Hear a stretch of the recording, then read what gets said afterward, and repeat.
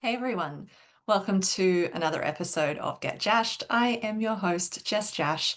Today we are having a very important conversation about boundaries in leadership and really defining what boundaries are so that you can still have community first and foremost, and also provide leadership support, but without burning yourself out in the process. So we are talking about boundaries which empower and show compassion to yourself and to others along the way. Because boundaries are a funny thing that are very, and not necessarily funny, haha, that are very challenging sometimes for people to grasp. And I also know that many times I have spoken about boundaries with people, with clients, the immediate reaction, and it is a reaction, it's not necessarily a cognitive thought process, but is a reaction, is that, oh, boundaries are a way to isolate. Or they are a punishment, not just a consequence. I see consequence, the word consequence, as neutral because it's not a punishment. It's just the outcome because of something else that has happened. But often people will see boundaries as a punishment for something and it's actively pushing people away. That is not what boundaries are at all. But then there's the other, like the other end of the pendulum, which is where boundaries are off can be weaponized. They can be weaponized. It gets blown up a lot on social media too in this way, where boundaries are used as a manipulation tactic instead, or, and this is sort of similar, but or boundaries are used as the only way forward, entirely forgetting community and being in community and of service with and for each other. And there's a lot to be said about that, about how that plays up in certain cultural groups and how we can kind of use today's conversation to maybe get a clearer understanding on what boundaries are rather than using them as this blanket term that could be used to try and control someone else or as an excuse to not actually genuinely connect with someone else. And we all need connection. I say this as an autistic person. We all need connection, guys. Um, we are a social species. And we all need different kinds of connection. Don't get me wrong. We all have different needs there. But we all need to be able to connect with other people. And when we have boundaries creating confusion, either end of the pendulum that it swings, we have a more disconnected society. So hopefully this helps. Um, because this is also a really important well-being practice as well, that as a leader, for you as a leader, can directly impact, your performance, the culture you are creating, the trust that comes out of that culture that you're creating, all of the important things here. So we are exploring that. So we're often told that great leaders, and I'm speaking from the workplace context here, right? We're often told that great leaders are available 100% of the time, immediately responsive, selfless, but without boundaries. And without boundaries, even these leaders who are often well-meaning, are trying and doing the best with what they know, this can create a sense of chaos. Like it can be chaos. It can be internal chaos and confusion. So not having and not being aware of what your own needs are that then translate into what a boundary is can create confusion in the other person. So let me define something for a moment. Boundaries are not how we control someone else.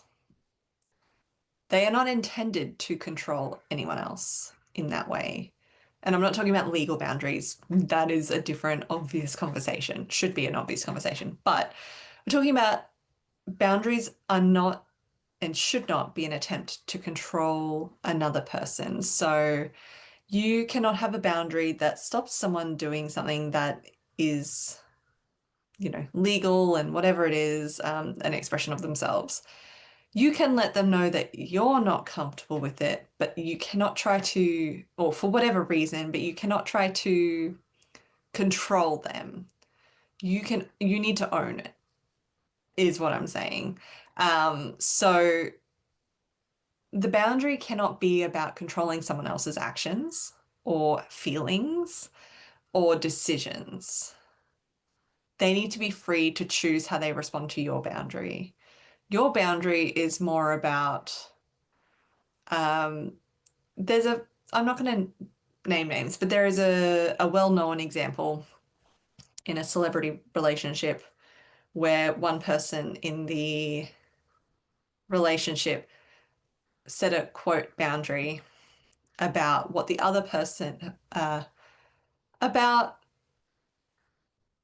yeah, what the other person wore and who they took photos with. And the other person, they were wearing something that was very in line with what their job is, what their work is, what their profession is. And the way that the boundaries were worded from the first person were an attempt to control the other person. It was my boundary is this, so you need to do this. When what would have made it more of a boundary was, I feel a certain way. This is what this makes me feel. And actually just communicating that rather than, I'm uncomfortable, so you need to do this. It's this is what this makes me feel. And then actually unpacking that. This is a whole therapy thing that I'm not qualified for. So that's as far as I'm going to go with that example. But that's an example of trying to control or what it could have been if it really was a boundary. So for you as a leader, obviously it's going to be a little bit different because the relationship is different, right? It's not a personal, intimate relationship. It is a workplace relationship or an organization relationship or more of a professional thing. But your boundaries cannot be about controlling another person. They need to be about controlling your own actions, really. So it's this a common example, and this boundary works for everyone, right? Or not literally everyone. It works for people across the board in terms of leadership or not leadership or whatever it is. So a common boundary for work is not checking emails after hours. Depending on what country you're listening to this from, might depend on what your experience of this is, as some countries have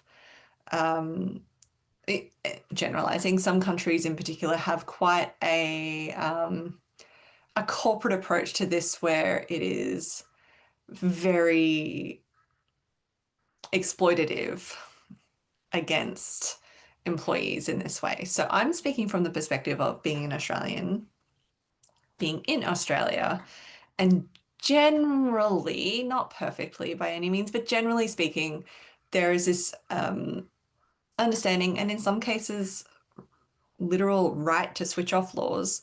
But there is this general understanding that people should not have to reply to work emails outside of hours. I'm not talking about the outliers or the special occasions or but what about for these scenarios? I'm talking about generally. So if your immediate response was playing devil's advocate, the devil has enough advocates. But if your immediate response was playing devil's advocate and going, well, what if it's this particular scenario? And look, I get it, because sometimes I like to look for specificity too. But generally speaking, for anyone in a workplace, they shouldn't have to do work or be on call with emails unless that is part of the actual role. Be on calls with for emails or actual calls outside of hours. That shouldn't be an expectation. So their boundary with themselves, they cannot stop anyone from sending emails outside of hours. Their boundary with themselves could be, well, I'm not going to check it. I'm going to turn off notifications. So for me, in previous employment arrangements, and I've made it really clear with my director team each time this has happened, right? Because in previous, when I have been employed, when I used to be employed by someone, not myself, I let them know. I was quite open. It's like, oh, I've got, the email app, I've got it on my phone. I have notifications turned off. Or I have our chat, whatever our chat platform is on my phone. So if I need to, or if I want to, I can just go in. I don't have to re-log in. It's already there. I can just go in and check, but I do not have notifications on my personal phone for work things that are employment related. That is the boundary I have. Notice that I'm not placing that boundary on someone else. I am not saying to someone else, don't email me after hours. They can do what they like. If that works for them, great. I'm not telling them what to do. I'm not trying to control their behavior. I am simply letting them know, or just not doing it. But I am simply, in my case, it was I am letting them know this is how I operate. And it wasn't a big conversation. It wasn't a big, I need to sit you down and tell you something. It was just simply in passing, really. They might have, when I'd walk in, they might have mentioned, oh, you might not have seen the email yet, or you might not have seen my chat message yet. And I can be like, oh no, I haven't looked. And that's it.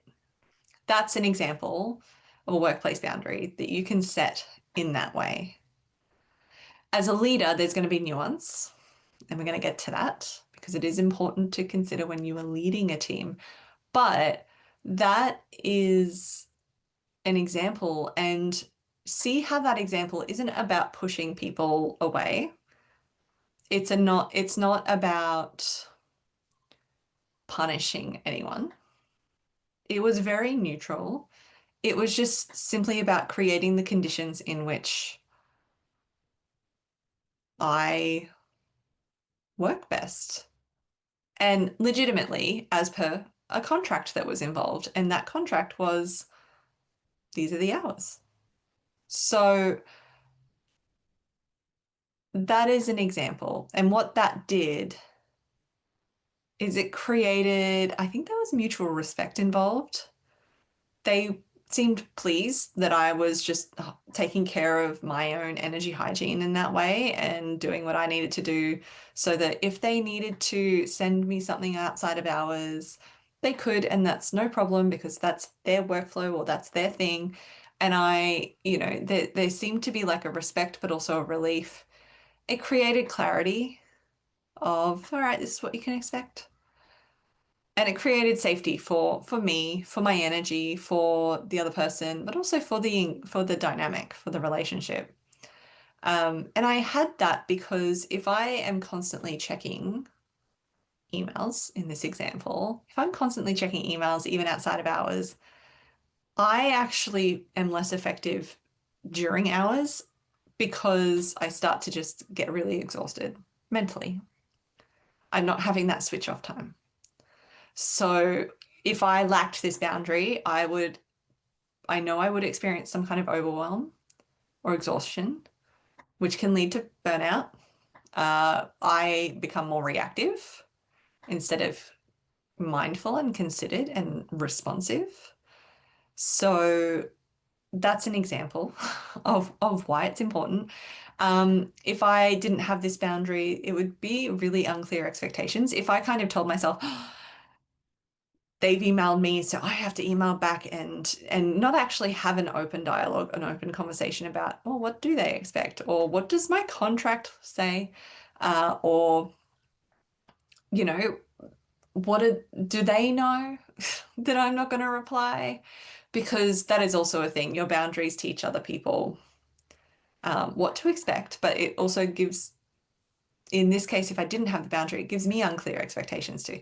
So this leads to mistrust within the dynamic, within relationship. It can lead to resentment. Be like, oh, they've emailed me again. And now I have to reply. And notice how that's based on that's my action to own or not. And I get to go, well, I don't need to reply. So it's okay if they've emailed.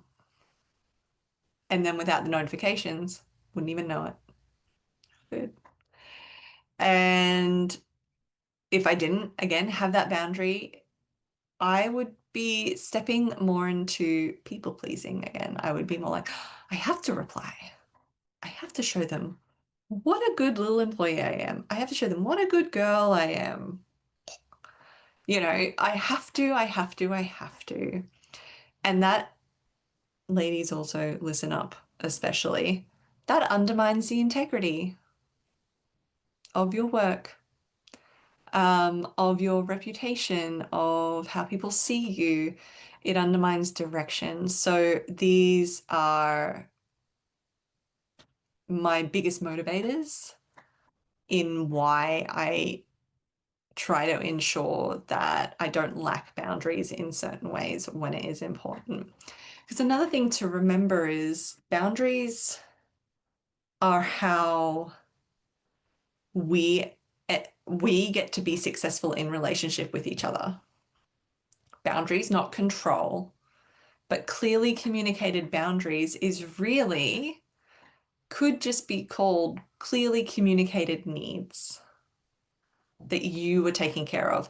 And when you don't have your boundaries clear with yourself or clearly communicated with whoever is relevant around you, that actually puts the onus on the other person to try and figure it out, whether they ask you directly or not.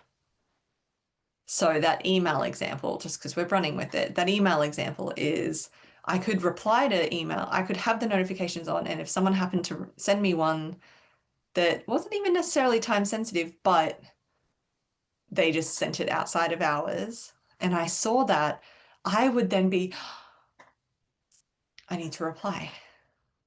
Oh no, I need to reply. Or I could reply because I have that pleasing element, that people pleasing thing at play. And then the other person could be like, oh, do I need to reply now? Even though I sent it after hours, but I'm already after hours and they've just replied back. And it becomes this onus on the other person involved to try and figure out what your boundaries are if you are not being clear. And that is putting that energetic work, that mental load, and sometimes emotional load on the other person, which A, isn't fair, but also B, never actually ends up with it being the relevant truth either. It never actually ends up with them being right about what your needs or boundaries are in this case. They're just guessing, they're trying their best. So then you still have something to clean up. And as a leader, if we then bring it up a tier to the leaders in the room, this is really important. So in a paper by Brown and Darlin, they said that emotional boundary clarity is linked to higher resilience and leadership effectiveness. So if you're clear, if there is clarity around your emotional boundaries, you're actually developing higher resilience and more effectiveness as a leader. And sometimes boundaries get the wrong perception of them. Let's put it that way. They see it as, oh, you're being weak. You need to be able to handle this. So if you have a team member who sets a boundary or like asks for a need that they have with you, it's not always coming from you as the leader. Other people are going to have their own. That doesn't mean they're not resilient.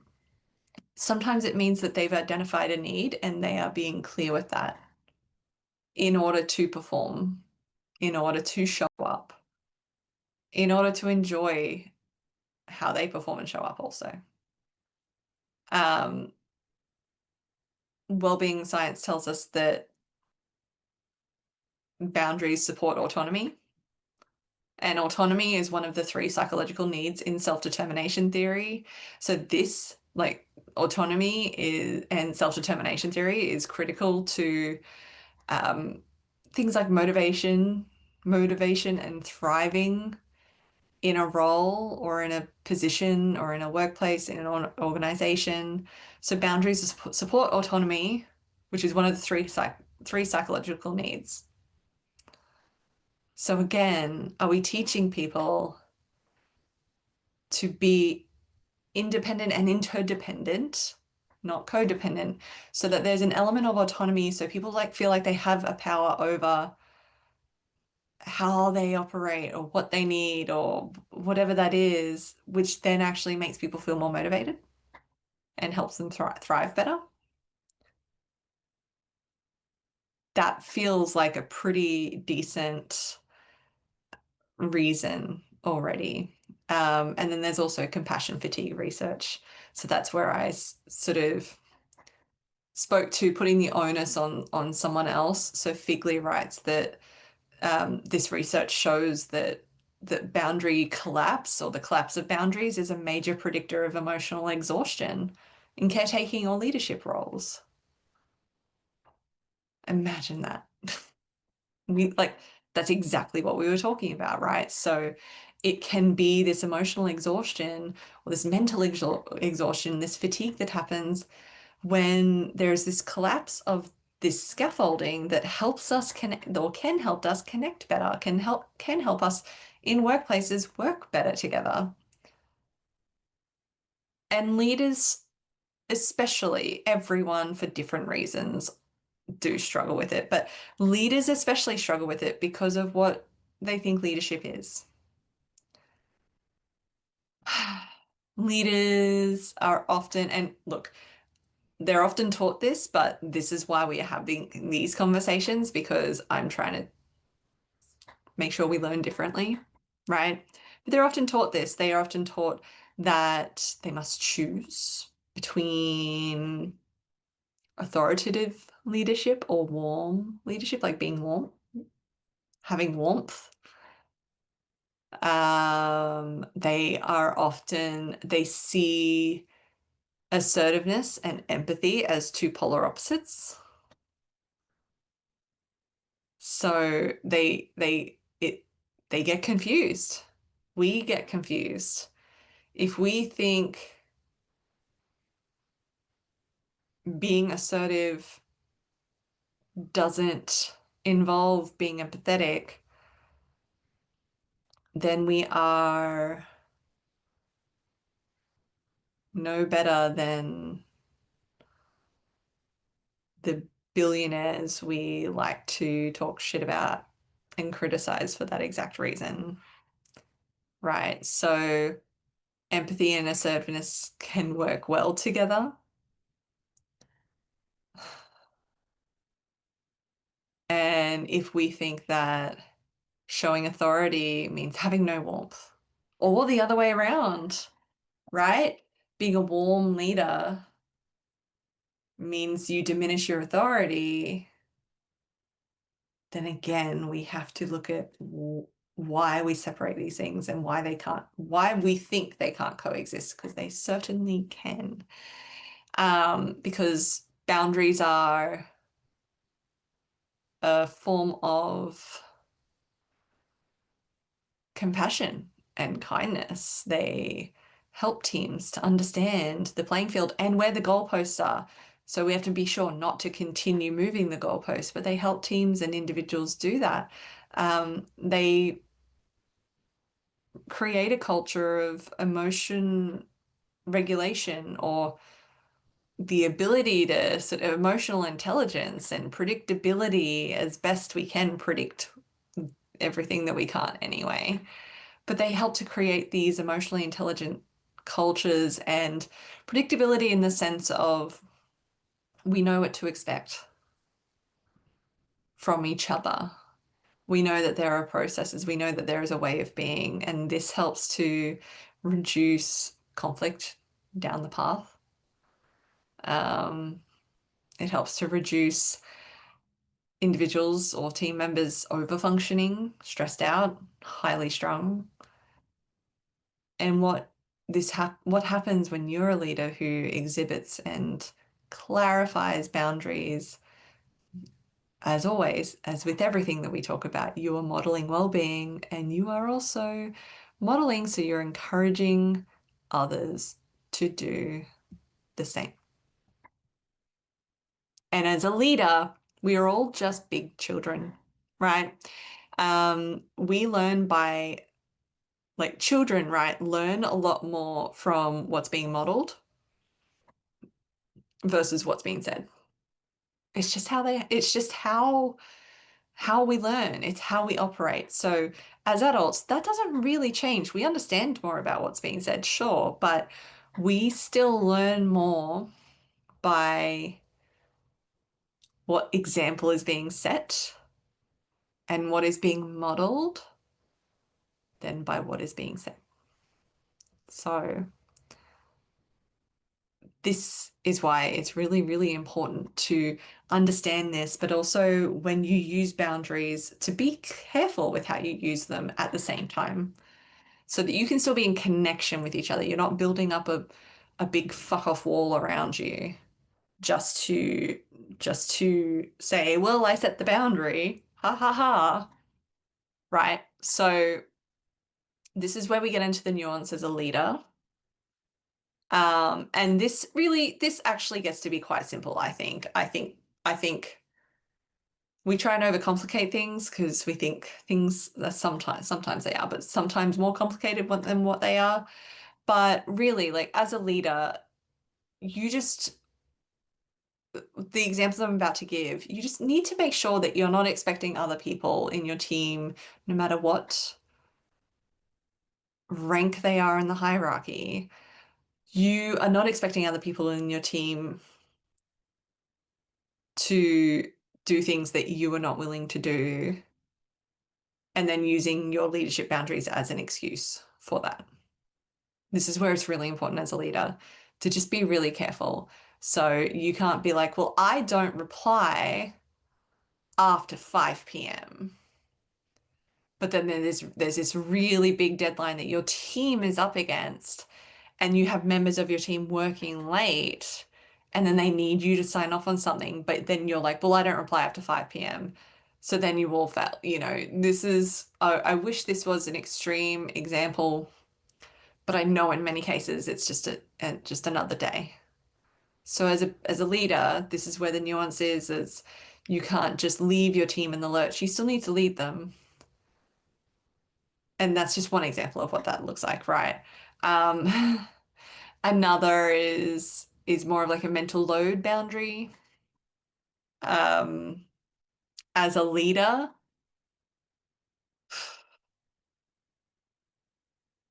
saying something like, that's not my responsibility, is not useful if you are not helping your team structure set up, right? It's the same thing if you're just letting them do all the work and you're like, well, my boundary is that's not my responsibility. It is still up to you to help direct and guide them by allocating and delegating, but the buck still stops with you. The buck still stops with you. I'll say it again for the politicians in the room. The buck still stops with you. So, there's sort of a balance there because the flip side is you can be taking on everyone's stress and not be delegating. But when you have a team, that is your job to delegate, but you still are overall responsible. So see how there's a balance. So there is a bit of extra work here, but once you kind of practice it, it becomes a lot easier. And it's the same when you're helping someone, as a leader, inevitably you're more aware of feelings or emotional things that might be going on for people. So there is a practice here that a lot of facilitators practice as well. It's the difference between holding space and absorbing the feelings of the other person. See how that boundary is not cruel. It's not about keeping the other person out or away. It's actually more helpful if we are not absorbing the feelings of the other person, because then we become reactive. If we are, if someone's struggling and we're supporting them through something, it is more helpful for them if we do hold the space. But that means we still have to kind of keep that boundary of we can feel for them, we can be angry for them, whatever it is, but we can't absorb, or at least we can't try to absorb how they're feeling, all of their feelings, and make them our own. That's not empathy anyway, but that's not helpful for you or for them. And this comes down to psychological safety as well. Psychological safety in leadership. Amy Edmondson has some research around this, but basically, clarity and consistency in leadership behavior, including boundaries, can enhance trust and safety. So when you have clarity and consistency in your behavior as a leader, that's actually going to make people feel safer and feel more trust. This is what gets in the way. We have stories we tell. We have little stories we tell ourselves that about what it means to be a leader and what we then need to do with that. So one of them is, well, if I say no, I'm not being a good leader.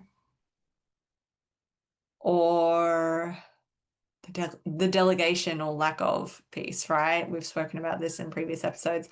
I need to fix everything to prove I care. Uh, this comes up outside of workplaces too. This comes up in all kinds of relationships. So consider if you want to just jump in and fix everything for someone who is just sharing or just struggling and sharing, and you're like, oh, I need to fix it to prove that I care, or to show that I care. They need to know. Notice, I say this with love, notice that that becomes more about you then, instead of actually supporting the other person. And if you say, well, no, it's because it's about fixing, it's like, no, it's your desire to fix. So consider that. Really consider that. Another one that we see in all sorts, in workplaces, in businesses, like service providers too.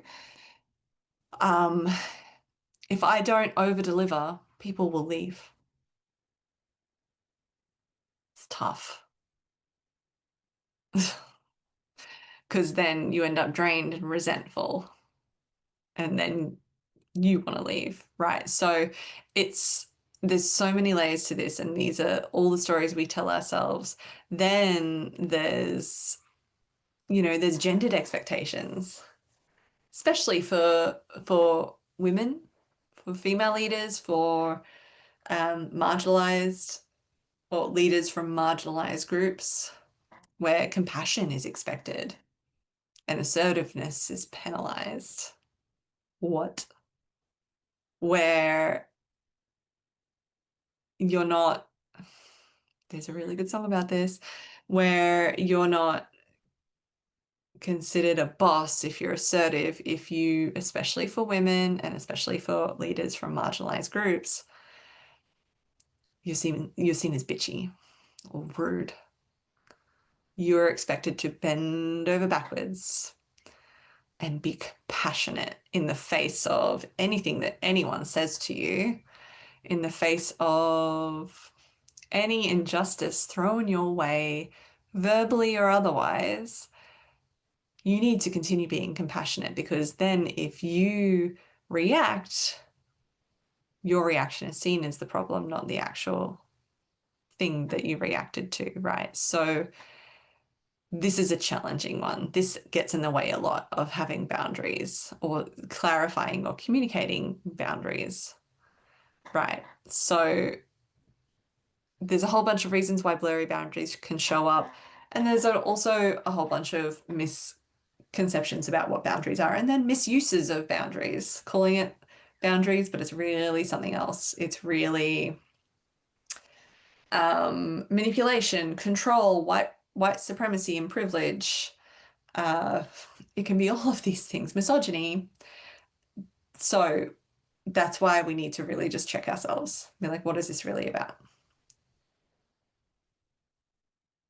And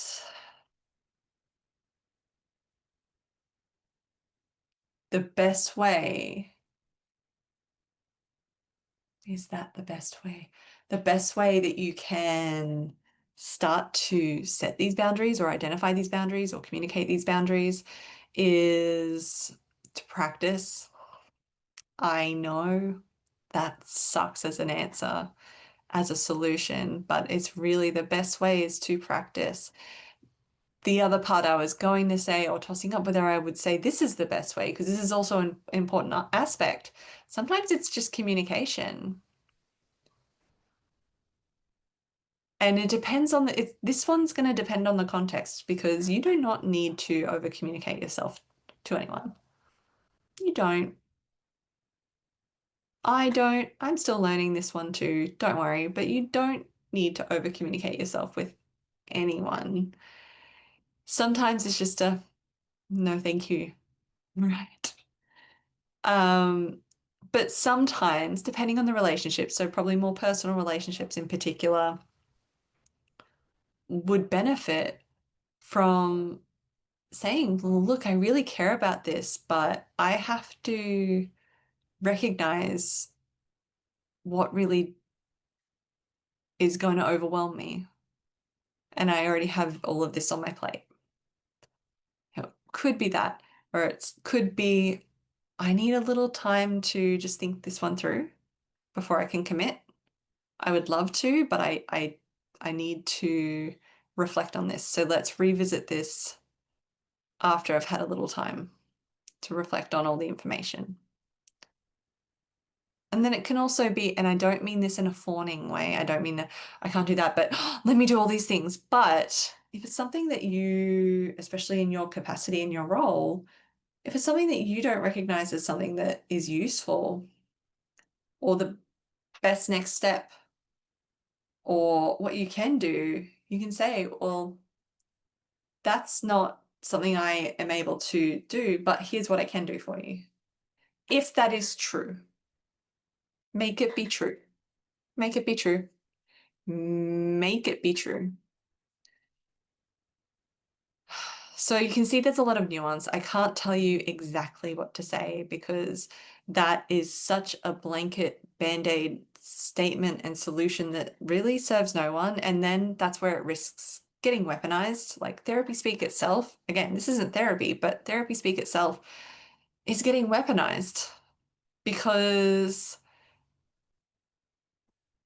it's seen it's being used as something that says, oh, look, I'm more emotionally advanced than you, when really it's just ways that we have to identify things, but we're still so human. So look into the nuance of this, use what I've said and what I'm saying as thought provokers, not necessarily as exacts, right? Because you are also going to have different boundaries for different people. You're going to have different boundaries for different people. This is just the way it is. Um, and that is okay. And boundaries are going like they can and will change, even for the people. Even if there's nothing that the other person has done, they haven't broken a boundary. Sometimes yours is just going to change. Be okay with it. Be okay with it. Really let it be okay for you in that way. But if it helps, when leaders are well boundaried in healthy ways, they create teams who are interdependent, who can self-regulate within the unit and don't rely on constant validation, but they are interdependent and take more initiative. Well-boundaried leaders create cultures, workplace or team cultures or organization cultures, whatever your context, where consent and clarity are prioritized. They are the norm, even. They are what comes first. Or in the case of clarity, what is rectified in case it's not clear. And they create sustainable leadership models and examples that aren't built on burnout. So these are really good reasons if you are still wondering about why you'd go to the work, and it is work. It is work sometimes, why you would go to the work and the effort of working on boundaries, figuring it out, falling forward when you make mistakes. I could remember whose post this was because I feel terrible for not being able to reference it, but I saw someone post about how we are meant to, it's on the tip of my tongue, who is she? We are meant to fail in public, in community. It was Channy Nicholas. There it was. We're meant to fail in public and in community. It's just hard because everything can be so public. And that doesn't mean that you just go out there and be an asshole and be like, well, I'm failing public, look at me. No, it's about learning. It's about, you know, going out there genuinely trying to do the best we can and being as informed as we can on matters that are matters to people that aren't us. As leaders, we need to care about people who don't look like us. We need to care about people who don't have the same experiences as us. We need to care about people who are having experiences that we will likely never have. We need to care about people beyond just us and our own experience or our own demographic or our own looks or our own culture. We need to do more of that. And when you approach, and I really need to highlight that at this point, because when you approach boundaries, it can be a very individualistic practice, and we need more community. So that's why, yes, it is about you and owned by you, but it is not just about you. It is not just about you, and it cannot be just about you. If it stays just about you, then you're not doing your job. If it stays just about me, then I'm not doing my job. But if it stays rooted in my ownership of me, myself and I, so that it becomes of benefit for me and for community, whatever that community is around me, then it's better. It's much, much better. So